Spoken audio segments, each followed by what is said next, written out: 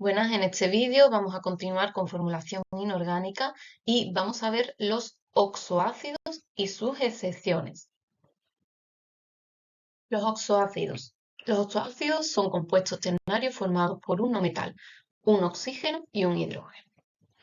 Como vemos, se obtienen a partir del óxido del no metal, el cual, si es posible, hay que simplificarlo primero y luego se le añade agua. Y ya nos da la fórmula de nuestro ácido, la cual, si se puede simplificar otra vez, debemos hacer. Como vemos aquí en la fórmula general, a la derecha ponemos el oxígeno, a la izquierda ponemos el hidrógeno y el elemento del medio sería el no metal. Decimos no metal porque es lo general, lo más abundante, pero podemos encontrar como excepciones, encontrarnos el cromo y el manganeso.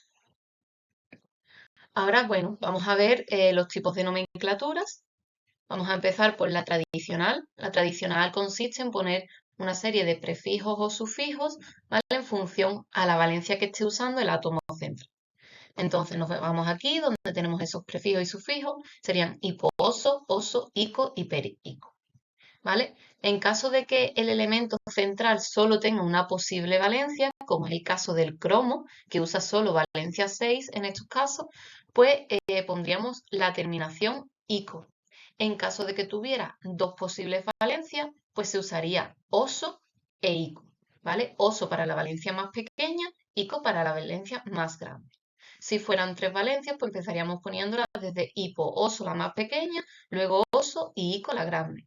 Y si tiene posibilidad de cuatro valencias, pues entonces pondríamos todas empezando hipo, oso la más pequeña, per, ico la más grande. Aquí nos podemos encontrar la excepción del manganeso. El manganeso nos lo encontramos usando valencias 6 y 7. Por tanto, la 6 lo ponemos con ico y la 7 lo ponemos con per ico. Ahora vamos a ver los ejemplos de la tabla en el que si para hacer la nomenclatura tradicional, ¿vale? En caso de que nos den la fórmula y nosotros tengamos que decir el nombre. Pues entonces, ¿qué es lo que tenemos que hacer primero? Primero tenemos que saber con qué valencia está actuando el átomo central, en este caso el azufre. Para ello nos vamos aquí. Como vemos, sabemos siempre que el oxígeno usa valencia menos 2. Por tanto, menos 2 por 4 serían menos 8 de carga. Y el hidrógeno usa valencia más 1. Más 1 por 2 son dos cargas positivas. Menos 8 del oxígeno más dos cargas positivas, nos quedamos con una carga total de menos 6. Como nuestro compuesto en general tiene que ser neutro, para compensar esas 6 cargas negativas, el azufre tiene que estar usando, por tanto, valencia 6 en positivo. Por tanto, una vez que sabemos eso, nosotros sabemos que el azufre tiene valencia 2, 4 y 6. Por tanto, nos vamos a nuestra tablita y los colocamos aquí, ¿no? El 2 correspondería a hiposo, el 4 a oso y el 6 a ico. Como hemos dicho que está usando valencia 6, pues debemos de usar la terminación ico. Con lo cual, nos vamos aquí arriba y vemos que ponemos la palabra ácido primero y luego, como viene del azufre, pues el azufre acabado en ico, ¿vale? Pondríamos sulfúrico. Ahora, ¿qué ocurre si nos lo dan al revés? Por ejemplo, tenemos el ácido nitroso y ahora nosotros queremos hacer la fórmula. Pues entonces tendríamos que fijarnos en qué terminación está usando aquí. Aquí, como vemos, la terminación es oso. Y ahora, nitroso pues viene de que tenemos el átomo central, será el nitrógeno. El nitrógeno sabemos que para los ácidos usa valencia 3 y 5. Por tanto, nos vamos a la tabla y lo colocamos aquí en la tabla. El 3 correspondería a oso y el 5 a ico. Por tanto, como hemos dicho, está usando oso, significa que el nitrógeno está usando valencia 3. Por tanto, ahora nos vamos a formular el óxido de nitrógeno, ¿vale? Donde el oxígeno ha dado su valencia 2 y el nitrógeno ha dado su valencia 3. A esto le tenemos que sumar una molécula de agua y sumamos y nos daría esta fórmula, ¿vale? Que como vemos podemos simplificarla. Entonces la simplificamos y aquí obtenemos nuestro ácido nitroso. En este caso, como hemos dicho, hemos sumado una molécula de agua, ¿vale? Pero hay opciones en las que te pueden pedir que le sume 2 moléculas de agua o hasta 3 moléculas.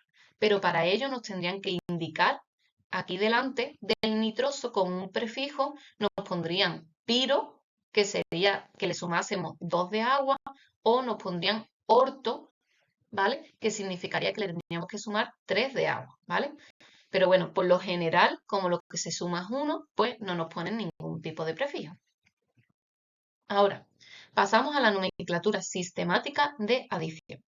Lo mismo, vamos a ver el caso en el que a mí me dan la fórmula, ¿vale? Y yo tengo que nombrarlo. ¿Qué es lo que tenemos que hacer para este tipo de compuestos? Pues tenemos que descomponer nuestra fórmula viendo cuántos grupos hidróxidos podemos formar. Entonces, aquí yo tengo 2 hidrógenos, ¿no? 2 hidrógenos que se unen a 2 oxígenos y por tanto, como vemos aquí, nos forman 2 grupos hidróxidos. Ahora, ¿qué ocurre? Me sobran un azufre y me siguen sobrando 2 átomos de oxígeno. Pues son los que ponemos a continuación, ¿vale? El oxígeno es el que se pone unido al grupo hidróxido con su prefijo de 2 porque seguíamos teniendo 2 átomos. Y por último, el átomo central es el que se pone en el lugar de la izquierda. Entonces, teniendo esto, pues ahora ya nombramos.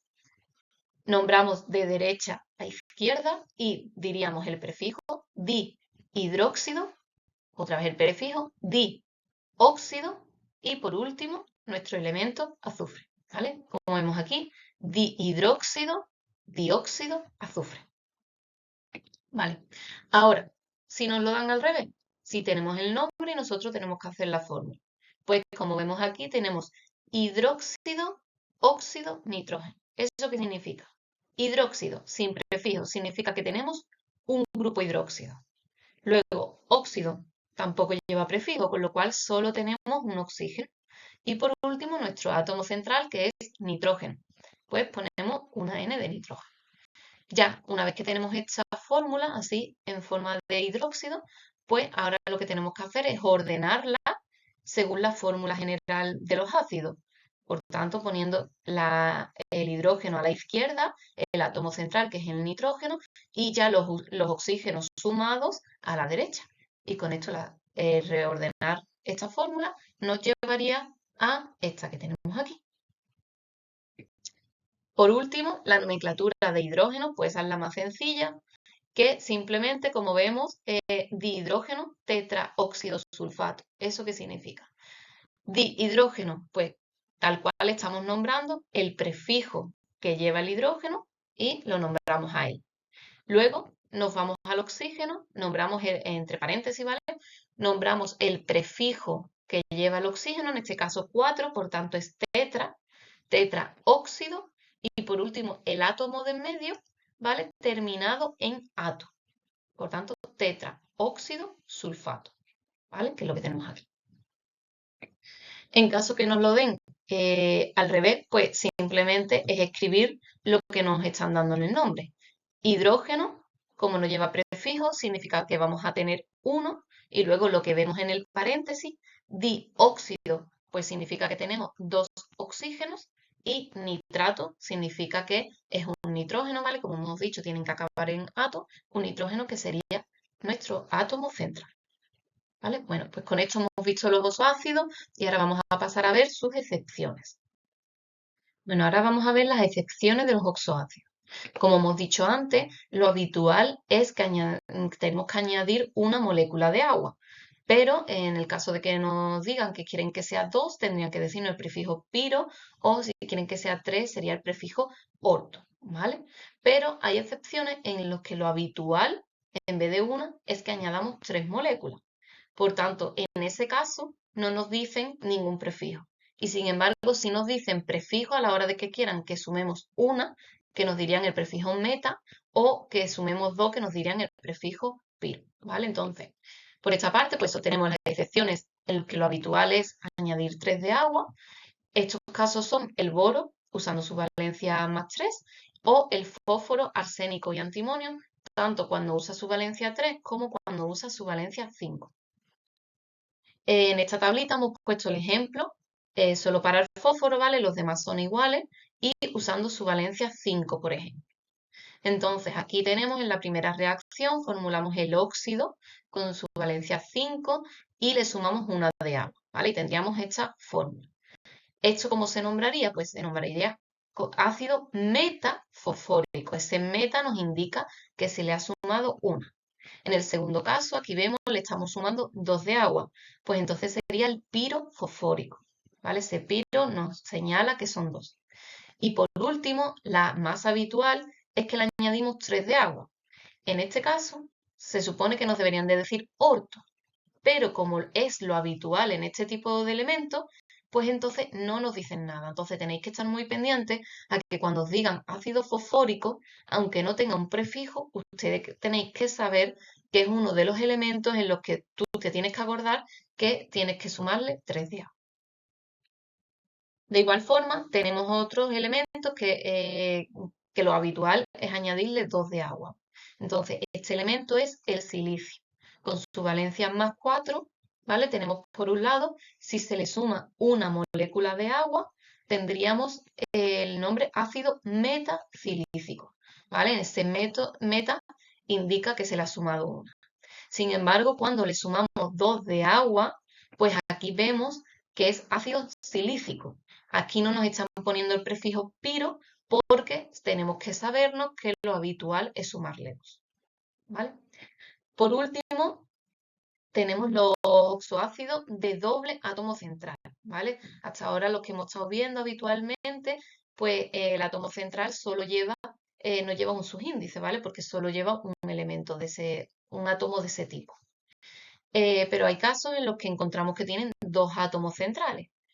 ¿Cómo se forma eso? Bueno, pues como vemos aquí, el nombre sería ácido, por ejemplo, disulfúrico. Bueno, pues nosotros nos olvidaríamos del di y haríamos el ácido sulfúrico, que ya lo hemos visto en la diapositiva anterior. Entonces, usamos 2 moléculas de ese ácido.